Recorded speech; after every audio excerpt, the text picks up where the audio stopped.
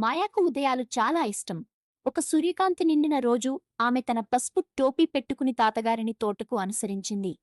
"ఈ రోజు నువ్వు నాకు కూరగాయలు నాటడంలో సహాయం చేస్తావు" అని తాతగారు చిరునవ్వుతో చెప్పారు. ముందుగా మాయ తన చిన్న తవ్వెతో మృదువైన మట్టిలో చిన్న చిన్న రంధ్రాలు తవ్వింది.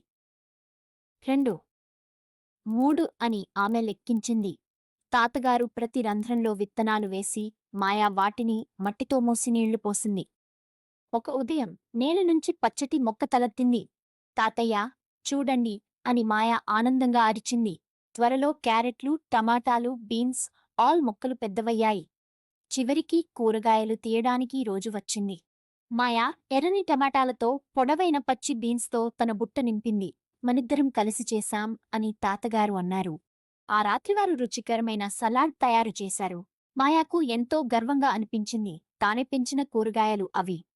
ఓర్పు, ప్రేమ, కష్టపాటుతో చిన్న ప్రయత్నాలు కూడా పెద్ద విజయాలుగా మారుతాయి.